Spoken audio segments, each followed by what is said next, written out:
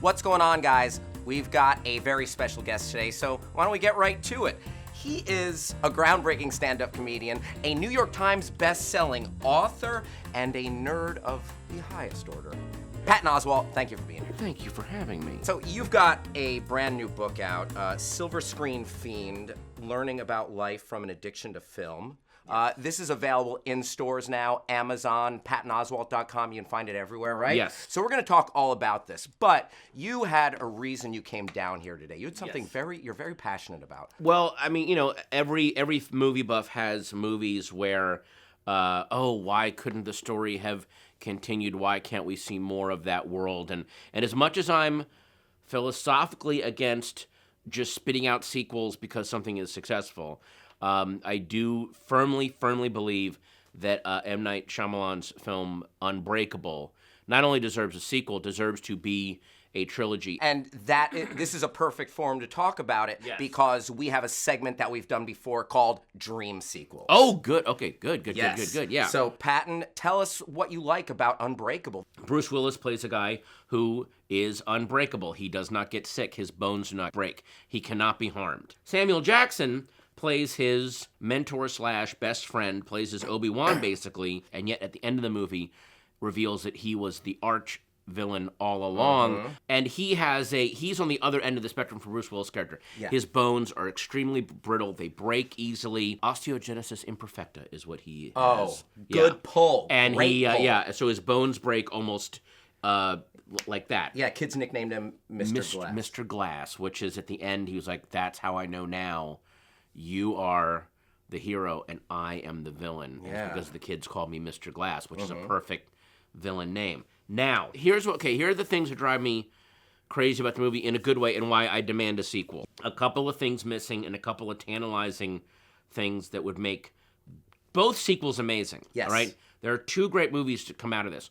Number one... By the way, you're giving us more than the price of admission because you're giving us the Dream Trilogy. Yeah, no, I'm giving you the Dream Trilogy. Change the name, please. Dream Trilogy. Dream Trilogy. Thank you. If you notice, at the end, in the end scene when Bruce Willis goes and confronts Samuel L. Jackson, and Samuel Jackson reveals who he is the whole time, that I'm the guy, and there's books on chemistry and explosives and engineering and architecture, everything that a supervillain would study to engineer massive disasters. Yeah, and there's clippings on the wall. Well, there's our first clue. Yeah. If you look at the clippings closely, some of them are, horrible disaster, thousands dead. Some of them say infant sole survivor of stadium collapse, teen sole survivor of mudslide. There are other Unbreakables in the world, and he has been putting together a dossier on all of them, and now Bruce Willis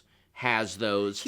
He should start recruiting a Justice League of Unbreakables. Sam Jackson was like some weird, bizarro Nick Fury. He was a bizarro Nick Fury. Thank you. Wait a minute, I didn't even think about that. He was a bizarro Nick Fury. So there are other Unbreakables in the world. So the second movie should be Bruce Willis embracing his hero status, starting to spread the gospel a little bit. But then at the end of the movie, he should, at the end of the second one, do it the same ending as Empire, where things are not great. And either his kid gets hurt, who's not unbreakable, or his wife leaves him, or he gets one of these young Unbreakables killed.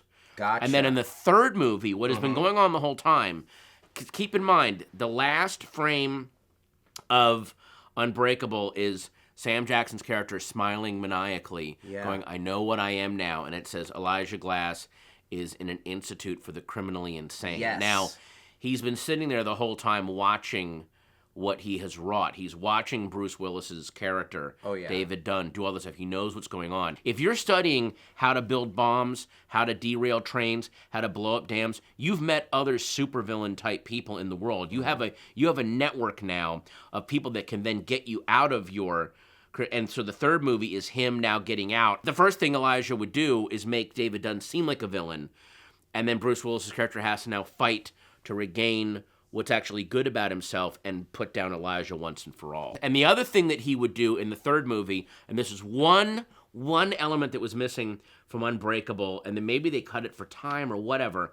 In the movie, and if you know, there's a line where Sam Jackson says, my blood lacks a protein where I can't heal or form strong bones. It would be interesting if in the third movie, one of Sam Jackson's plans is to capture David Dunn and get a blood transfusion and become unbreakable himself with his evil genius mind. That's the ultimate nightmare, is if the arch-villain gets control of whatever the superpower is. Let's keep going with this dream aspect. Who would you want to see in it? Who would you want to direct it? Well, I would like M. Night Shyamalan to direct it. Could you repeat that? You said you want M. Night Shyamalan still to direct it. Yes, I do. Okay. All right. And you can read that out in a court of law, dude. All right, it's your dream sequel. And then as far as the people that are, that would play the other across Unbreakables. The globe, the Unbreakables. I would just, there are so many amazing actors and actresses that are coming up. I would almost want it to be people that are totally unknown, people that I see doing stuff on the internet right now. Some of the people, like the host of Screen Junkies. And actually, you, no offense, you would be really cool as part of the network of villains. Oh yeah, of the guy that he was either the computer hacker or the look. I used to work for Water and Power. They me over so hard. I know the 3 valves to hit on that dam that'll wipe out this whole valley. Is Robin Wright back? Oh no, yeah, and I think Robin Wright should be a huge factor in the second movie because she's the first one that would see him kind of getting into his head a little bit. So these 2 sequels, I want you to give us titles, and are there any taglines possibly? Bruce Willis in voiceover.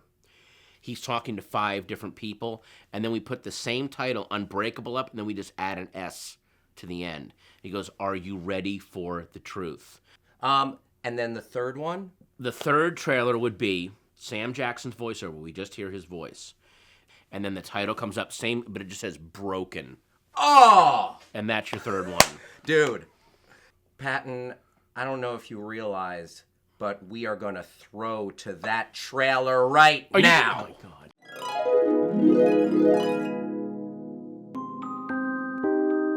Do you know what the scariest thing is? To not know your place in this world. To not know why you're here. Have you heard of the Rainmaker? Legend is the Rainmaker came out of nowhere. These are mediocre times, Mrs. Dunn. It's hard for many to believe there are extraordinary things inside themselves as well as others. You are not a freak. Don't you believe anybody that tries to convince you of that. You don't have to go through your life believing that. So many sacrifices just to find you. A person put here to protect the rest of us. Now that we know who you are, I know who I am. I don't want to play this game anymore. Let's take a look at your life. Are you ready for the truth?